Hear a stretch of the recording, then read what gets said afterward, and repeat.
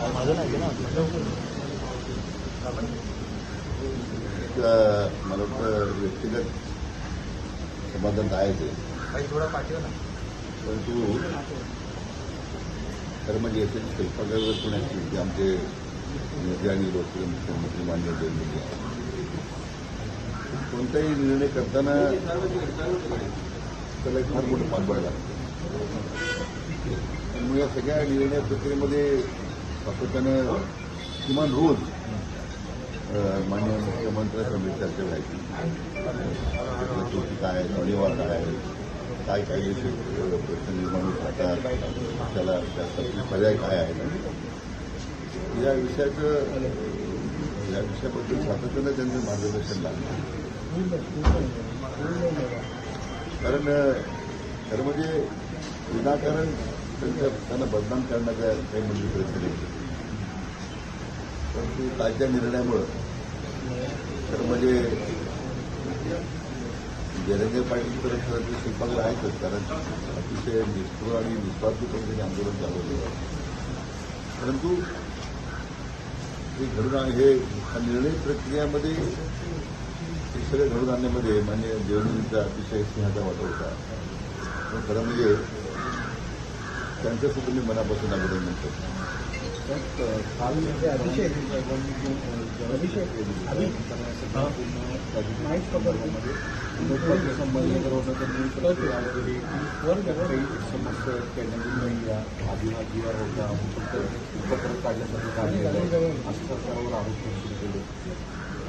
कसं आहे की मराठा आरक्षणासंदर्भात यापूर्वी अनेक मराठा समाजाच्याच लोकांनी वेगवेगळ्या प्रतिक्रिया देत किंवा वेगवेगळे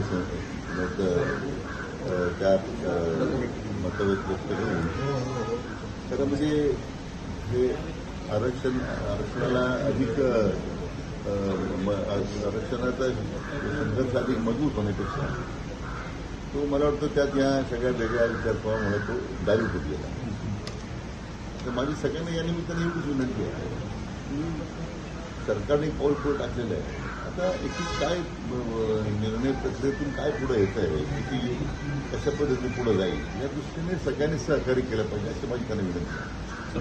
वेगवेगळे मतप्रवाह निर्माण करून शेवटी त्यातून आरक्षण मिळालं का आपल्याला? हे असं चुकीचं होतं, ते बरोबर होतं, योग्य नाही, ते योग्य आहे, ठीक आहे ना. मग ह्या सगळ्या तुमच्या मागच्या 3-4 वर्षाच्या सगळ्या तुम्ही ज्या जी मतं व्यक्त करीत होता तर त्यातून खरं आरक्षण आपल्याला मिळालं नाही मिळालं, तर ते अपयश पदरात पडला. आता एक निदान जो निर्णय 16% मान्य देवेंद्रजींनी घेतला आरक्षण देण्याचा 14 एप्रिलमध्ये, तो उच्च न्यायालय पण सर्वोच्च न्यायालयापर्यंत टिकला. आणि ह्या महाविकासच्या नेत्यांनी ते घालवलं आरक्षण.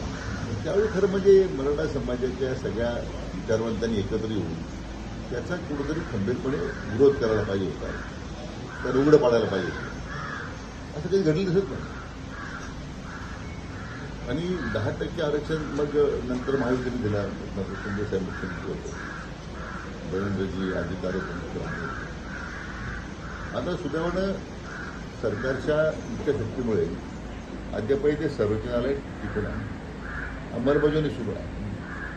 मला वाटतं खरं ह्या सगळ्या याचा सगळा विचार करता आता मला वाटतं सगळ्या ह्या विचारवंतांनी या सगळ्या निर्णयावर टीका करण्यापेक्षा काही दिवस शांतपणे बसावं. आपला एक मराठी बांधव जयरंगे पाटील एक योद्धा म्हणून त्यांनी याचं नेतृत्व केलं, त्यांनी यश आलं. सरकार एक निमित्त असतं, परंतु मला वाटतं याची अंमलबजावणी होण्यामध्ये सगळ्यांनीच सहकार्य करावं अशी माझी त्याला विनंती आहे. तर सोमवारी आहे ते ओबीसी नेते कोर्टात जाणार आहेत. या सगळ्या संदर्भामध्ये कुठेतरी एका समाजासाठी खरं हा निर्णय घेण्यात आला असं देखील आता स्वतः छगन भुजबळ बोलतात. खरं म्हणजे मला वाटतं तो त्यांचा गैरसमज आहे.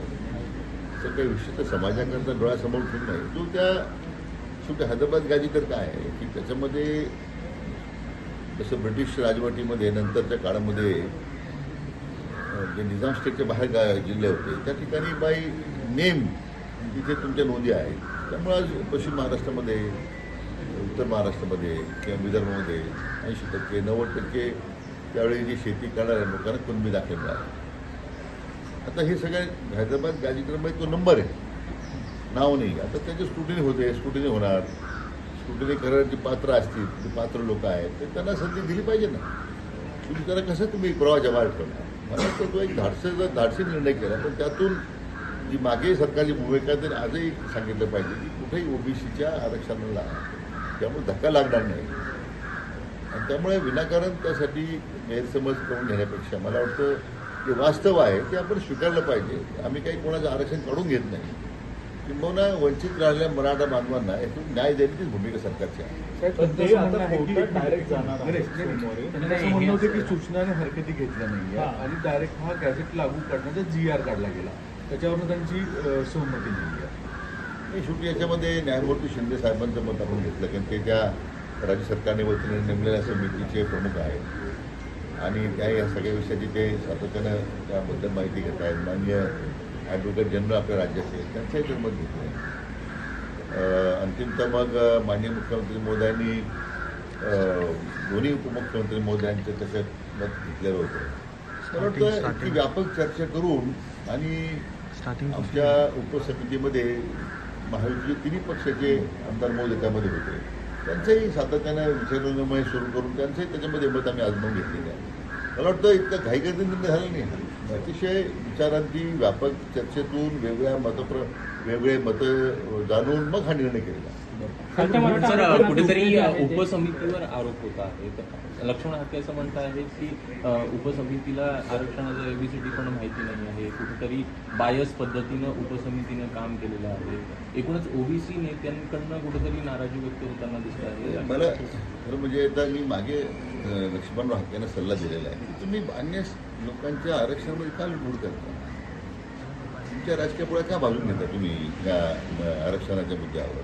ज्यांचं आरक्षण मिळतं त्यांना ते मिळणारच आहे. तुमचं ओबीसीचं आरक्षण कोणी काढून घेत नाही ना. मला वाटतं एखाद्या विषयाबद्दल उपसमितीचं अज्ञान आहे का आम्हाला काही कळत नाही. आता ज्यांना फार कळतं त्यांनी अतिशहारपणा करू नये, एवढीच माझी अपेक्षा आहे. साहेब, रोहित पवार कमेंटकडनं आता एक आरोप केला की मुद्दाम शासनाने हा निर्णय घेऊन मराठा विरुद्ध ओबीसी हा वाद निर्माण उभा केलेला आहे. कोणी केलं आहे हे रोहित पवारांनी म्हटलेलं आहे, त्यांनी म्हटलेलं आहे. असं की रोहित पवारांना अजून काहीच समजलेलं नाही काय आंदोलन आहे. मला वाटतं रोहित पवारांचं सगळं राजकारण आता ते स्वतः बोलतात ते त्यांच्या काका जे बोलतात ते समजत नाही. एकदा माहिती घेतो मी. त्यांचे आजोबा मराठा आरक्षण आजोबांचं त्यांना मार्गदर्शन आहे. त्याने मराठा समाजाला मराठा आरक्षणामधून वंचित ठेवलं. 94 साली मंडळ आयोगातून दिलं नाही, त्यावेळी मंडळ आयोग निर्णय झाला. नंतर स्वतः सांगितलं की मराठांना आरक्षण मिळू शकत नाही. म्हणून त्यांनी एकदा आजोबांचा सल्ला घेतला पाहिजे, त्यांना विचारलं पाहिजे आपण आरक्षण काय देऊ शकलो नाही. म्हणजे हे नंतर मग मला वाटतं त्यांना अजून बरं शिकायचं आहे. इतकं उथळपणा त्यांनी दाखवू नये, एवढी माझी अपेक्षा आहे.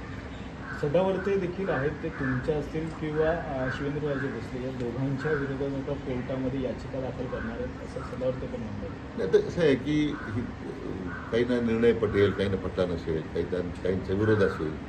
तर शेवटी नैसर्गिक प्रक्रियेमध्ये कोणीतरी विरोधात जाणार, न्यायालयात जाणार, तर ते आता आपण थांबू शकत नाही ना. पण सरकार आपली भूमिका प्रभावीपणे न्यायालयात मांडेल त्याच्याबद्दल मी म्हणजे निश्चितपणे मांडेल आणि न्यायालयामध्ये सुद्धा आम्हाला यश मिळेल याची मला खात्री आहे. संजय राऊत यांनी सुद्धा एक वक्तव्य केलं की कालच्या मराठा आरक्षणाचं श्रेय जे आहे ते देवेंद्र फडणवीस यांनाच द्यावं लागेल असं एक वक्तव्य त्यांनी केलं. पण मग आम्ही दिलंच ना. काल जो निर्णय झाला मी माझ्या भाषणात स्टेजवर सांगितलं की ह्या सगळ्या निर्णय प्रक्रियेमध्ये हा निर्णय घडून आणण्यामध्ये माननीय देवेंद्रजी फडणवीस यांना श्रेय दिलं पाहिजे. ते आपण काल जाहीरपणे बोललोय. म्हणजे संजयराव हा सुद्धा शहाणपणे, कारण नेहमीच त्यांना सगळं उशिरा सुचतं, म्हणून त्यांची या पक्षाची अधोगतीची होत चालली.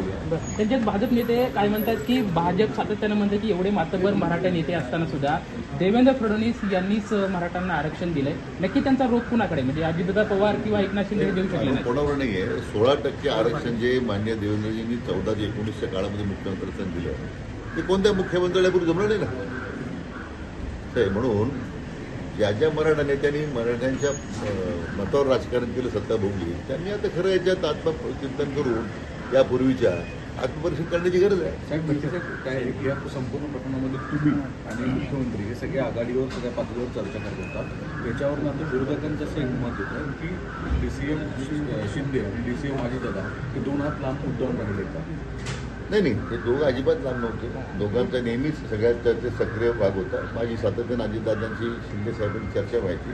आम्ही काय करतोय, कशी प्रक्रिया पुढे राबवतोय, त्यात काही ते मला सूचना करायचे. त्यामुळे मला वाटतं अतिशय समन्वयानं आणि सगळ्यांना विश्वासात घेऊन हा निर्णय झाला. विनोद पाटील सुद्धा आरोप करतायत की माहिती पुस्तिका आहे.